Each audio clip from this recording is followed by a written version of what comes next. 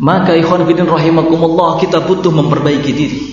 Kita butuh untuk terus mempelajari manhaj salaf, mendidik diri dengan manhaj salaf, aqidatan, ibadatan, akhlaqan, muamalatan. Sekedar belajar kitab-kitab para salaf itu tidak cukup. Sekedar mengetahui akhlak salaf, sekedar mengetahui muamalahnya salaf itu tidak cukup. Kita harus mengetahui lebih dalam soal manhaj salaf. Bagaimana salaf membimbing kita dalam muamalah, interaksi dengan orang lain. Bagaimana manhaj salaf dalam akhlak, bagaimana manhaj salaf dalam akidah. Kalau hanya seseorang belajar kitab salaf, membaca kitab salaf, mengajarkan kitab salaf, zaman sekarang ini berapa banyak yang seperti itu keadaannya, tetapi manhajnya khawarij. Maka kita tidak boleh bermudah-mudah. Kita tidak boleh bermudah-mudah dalam soal ini. Kita tidak boleh terlalu polos. Setiap ada kajian yang di situ yang dikaji adalah kitab-kitab salaf, hadir tanpa memperdulikan siapa yang menyampaikan kajiannya. Ini namanya terlalu polos. Ini namanya belum mengerti soal manhaj salaf. Apalagi kalau ada orang yang penting saya belajar saja akidah salaf. Yang penting bagi saya di majelis ini sama, majelis ini juga sama. Ini mengajarkan sunnah, ini juga mengajarkan sunnah. Gak ada masalah. Saya akan datang ke sini, sesekali saya juga akan datang ke tempat ini pada kali lainnya. Tidak bisa seperti itu.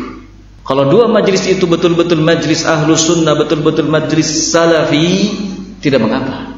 Tetapi kalau majlis itu salah satunya majlis salafi, majlis yang betul-betul berada di atas manhaj salaf, sementara yang lainnya atau majlis yang lainnya adalah majlis yang hanya mengaku pengikut manhaj salaf tetapi memiliki penyimpangan-penyimpangan, maka kita tidak boleh hadir pada majlis tersebut. Harus memilih salah satunya, karena soal manhaj itu adalah persoalan yang mutlak di mana kita harus memilih salah satunya. Kita harus memilih manhaj salaf. Persoalan manhaj itu bukan persoalan ikhtiyari di mana kita memiliki kebebasan untuk memilih bermanhaj apapun, yang penting akidahnya salaf. Tidak. Kalau kita punya pemikiran yang seperti ini, maka berarti selama ini kita telah terpengaruh dengan pemikiran Ikhwanul Muslimin. Hasan al-Banna mengklaim kalau dirinya mengikuti faham salaf dalam soal akidah, tetapi ketika berbicara soal manhaj beda lagi. Ikhwan fillah rahimani wa rahimakumullah jami'an. Maka penting bagi kita untuk saling terus tawasau bil haq wa tawasau bis sabr. Saling wasiat dalam hal kebenaran dan wasiat dalam hal kesabaran.